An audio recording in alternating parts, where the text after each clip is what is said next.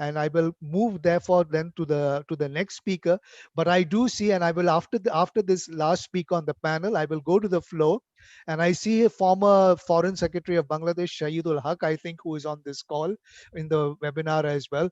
Sir, if you are on this call, and if it is you, because I don't see your face, your screen, if it is you, it would be interesting to hear your comment on this first objective on data.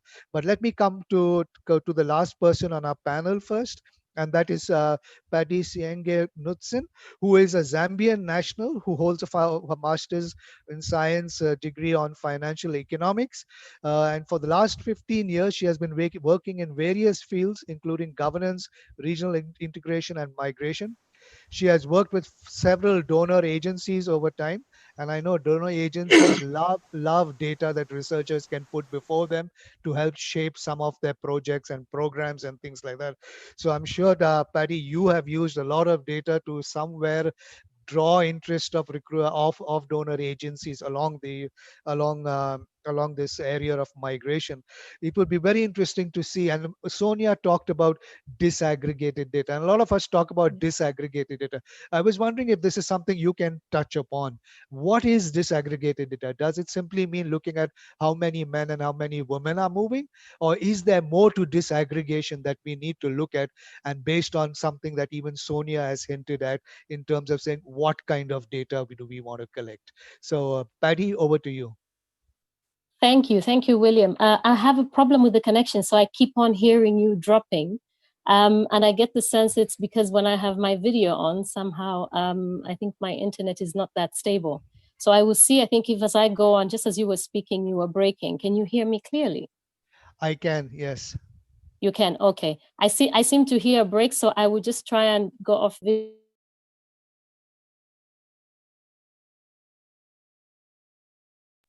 Paddy, you've muted yourself. Yeah, okay. Hello, can you hear me? Yes, go ahead, Paddy. Okay, thank you. Thank you to the four organizing institutions that I think are very dynamic in bringing us together through this webinar, and that's also obviously in conjunction with the GCM certification. I think it's going to be an exciting 22 Tuesdays ahead of us. And we start at a very good spot. I think mine is always a difficult. It's always a difficult one when you have to speak last, because other people who have taken up a lot of the points, or maybe that's even a more convenient thing to say. Before I just get to the question that William has asked me on disaggregation, it just got me thinking. If you had a compact that wasn't broken down, I mean, that's just broken down into 23 objectives, as we have the Global Compact for Migration, and you were expecting, as the Global Compact expects, that migration is managed better at all different levels. So we're talking local, national, regional, and globe, and as well as so the local, the national, the regional, and at the global level. How else would you be able to monitor about what's happening unless you were looking at the people? Because I think that this is something that strategically changed through the Agenda 2030 for Sustainable Development, where I think there has been a bigger emphasis on looking at why data remains important, why people remain important in terms of us understanding if we are really making an impact.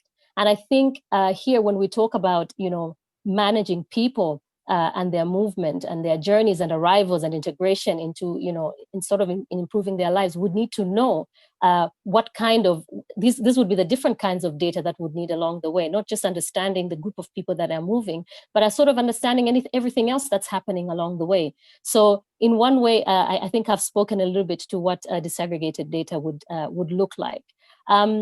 I think that another thing to bring out is when you look at the foundation principles of the Global Compact for Migration, you have sustainable development in there. I would just pick a few: gender responsive and child sensitive approach, a whole of government and a whole of systems approach.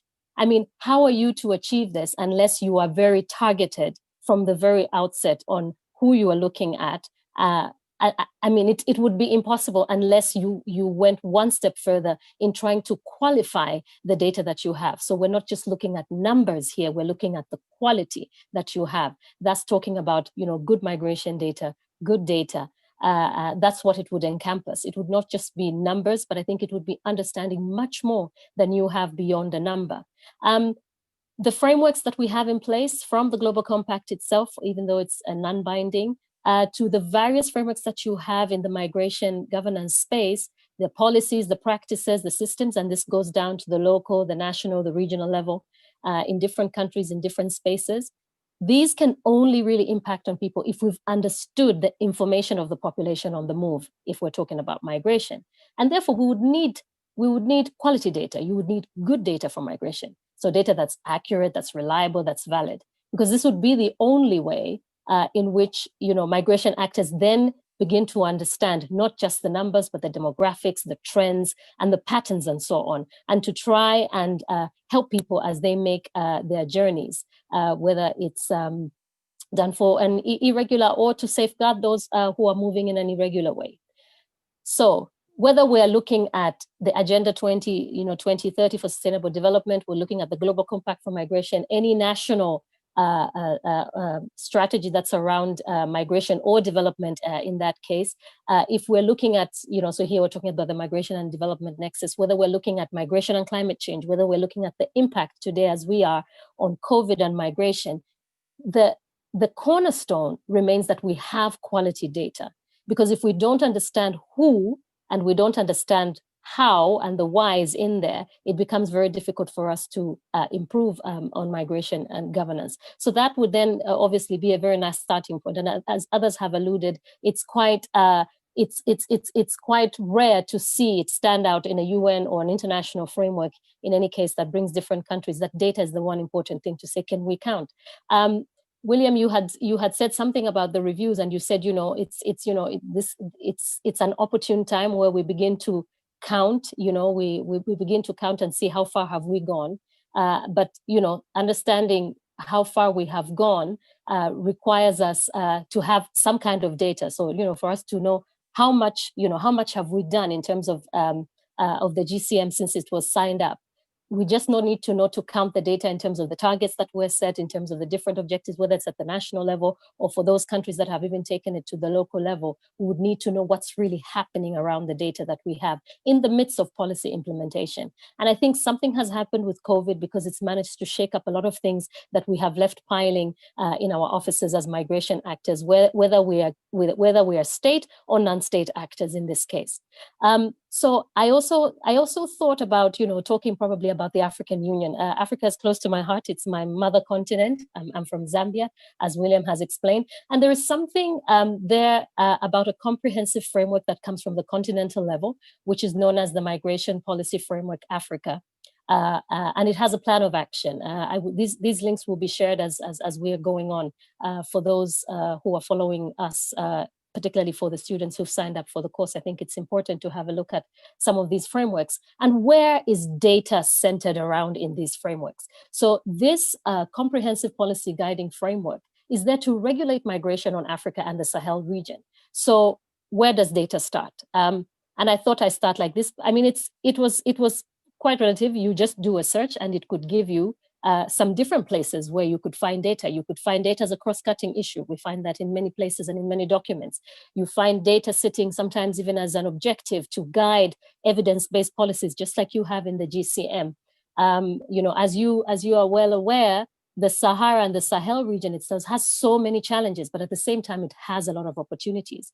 But for you to understand the challenges, or for countries to take advantage of the opportunities, you would need information, you would need data, you would need it disaggregated at many different levels. So what we lack there is data that is there to inform not just how we coordinate as different countries on the African continent, but how coherent is the policy? What is the political will like? I think all these are obviously very limited in their shape. And then the fact that they lack data even makes them in a way that whatever would be the outcome would not be very effective, because data is not critical to the process. And I think this is what this framework tries to bring in by putting data not just as an objective, but it flows through the rest of the document. I think it's also a given that many African countries have numerous challenges in managing its migration. We can talk about insufficient data. We can talk about, we're not effectively using the data in places where we have it. There's an issue of capacity. There's an issue of policy coherence. And all this is related to just the management of data. So I think that there are many challenges there to be seen.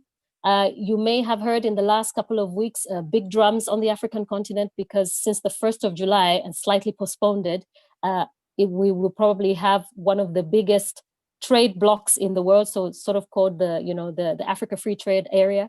And the aim is to have all these different economies connected. And we know where trade comes, migration moves. In fact, migration has been moving before even trade came along. I think it is a cycle that we know very well for those of us sitting around migration tables. It's been a facilitator for livelihoods. And therefore, all these states would require some kind of interstate cooperation, right? And you would need to make sure that you have good mechanisms in terms of data, but the security of it as well, so that, it protects the rights of migrants at the same time. So it's not just about people understanding that borders are open, you can go and get a job in the next country, but to understand everything else that's going around rights of migrants. But you would need to understand who are the migrants. So that goes the data as well. And I think this kind of dialogue needs to take place in terms of understanding data at different levels, whether you're looking at the sub-regional level, the regional level, or even at the continental level itself. I also thought I should say something about, the fact that you have the lack of properly disaggregated data. So properly disaggregated data by sex, by age, by other factors as well. And this then impacts on policies that are made that ignore the very intricate details that, for instance, that would go, for instance, if we want to respond to the plight of migrants, how would we know unless we have understood the kind of migrants that are moving, the paths, the journeys, and everything else that goes there? I think that there's something that always comes. I think making a very quick run, IOM also publishes a lot of reports on deaths at sea, but it's also been shown that there's a lot of probably, the information remains reliable, obviously, but there's probably more deaths on certain migratory routes, crossing the Red Sea and the Sahara Desert. And this is particularly because we just lack the data. And then we don't really know how to respond to it.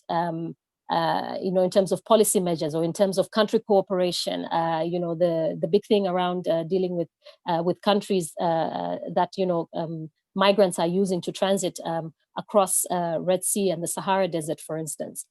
Conversations become very difficult when we don't have reliable data as well. And sometimes we may get boggled down by policy because we're not really humanizing as others have spoken about it. There's also less data that's happening now, coming to sort of irregular migration on the southern part of the continent. There's a lot that's known about going into Europe. There's less and less data. South Africa gets a lot of pressure because as migrants are moving down for better opportunities on the other side, the other countries experience irregular migration as people are transiting through, but the numbers remain inaccurate. And this has been an urgent issue pre-COVID. And when COVID happened, it had to take countries who were in the region. It actually took South Africa taking the lead to say, we need to have this kind of conversation because we can see, one, our economy going in free fall, but we can also see what the impact would be like for the migrants that we have had. But of course, we've been lacking data. So these kind of conversations, I think, become very sticky when we don't have disaggregated data in this way. So I think somehow, William, I may have covered some of that answer, but I'm also thinking, disaggregated data is essential. Are we looking at, gender considerations? If we are to understand, to assess what are the root causes of a particular group of women moving from one part of region of the country to another, what's really happening around that space? Are we just looking at the group of people moving? But then maybe there is a phenomena, there's a cultural phenomena that's happening that's allowing that flow of migration. Or is it, how is climate change impacting differently on women and children? How has the fact that, mining in South Africa has moved quite a number of young people drawn down to go and work in young men, particularly moving to South Africa for that kind of work? And what kind of then, protection measures should they be? What kind of measures should governments, what kind of conversations should governments be having around providing legal pathways for these young men to move in a safely and orderly way? So these kind of conversations remain sort of empty, if you would like, if you were just looking at the numbers without really disaggregating. And how can we improve social protection measures for women and children who are on the move? West Africa is seeing a bigger flow of number, even if it's much more intra-regional, of women and of women on the move and children on the move. And what kind of measures can happen? Without understanding the data, it becomes very difficult to understand this, to come up with evidence-based policies that support migration in this case.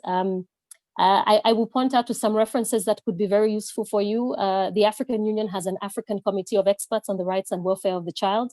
And they are also emphasizing on the need for data, which look at the statistics of children on the move. That's particularly very important. And in fact, here I have a student challenge, knowing that we have a number of student challenges. I think it's about time to also look at these regional mechanisms and how does migration data and research sort of center in some of these. I was going to talk a little bit also about return migration. When you think about COVID having impacted the countries in the western part of Africa, for instance, you got countries, like the Gambia speaking out and saying, well, we don't want the Gambians who are stuck in Europe to come on this side. Could they stay on the other side? But it's also understanding, do they know the numbers?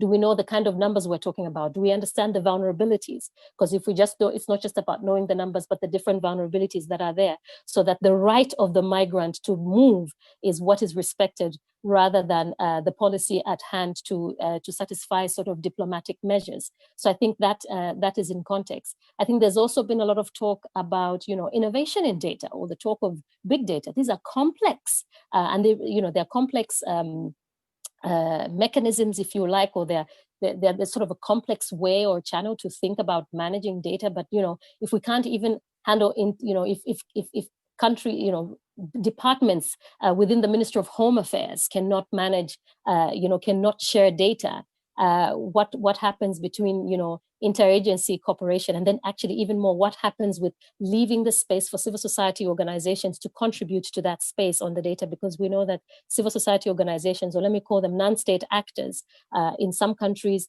including religious bodies, hold a lot of information, and a lot of information that would help to provide, to sharpen our social protection measures, particularly for migrants who are moving in an irregular way, but even for migrants who move in a regular way, but experience some different vulnerabilities. So how do we bring in others into the space in terms of improving our data, in terms of ensuring that we have good quality data? So I think things like this remain hanging. The role of national statistics officers, it's just not collecting it, but also influencing the way, there's an improvement in collection of data. So they become the custodians of this data. We will move to a period of post-pandemic, and we will go back to the national statistics officers and through their various mechanisms at national, at regional, provincial, and national levels, and say, so, how many people were impacted by COVID? How many people got access to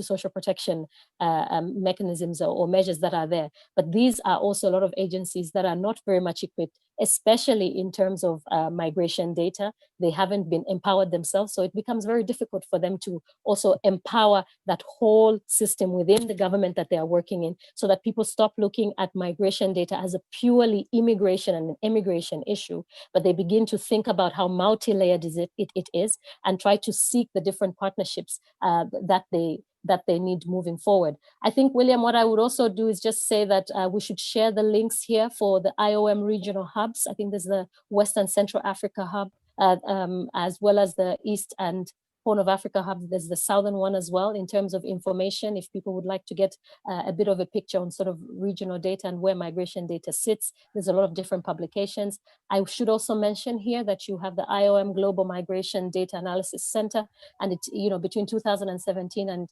2019, it issued around, a couple of bulletins there that were specifically looking at, covering different topics of the GCM, but really bringing out the existing data sources that are there and the kind of gaps that are relevant. Another student challenge would be to sort of look at this, some of these materials that are shared in a more post-COVID way, because all these bulletins, I think there are about 17 of them.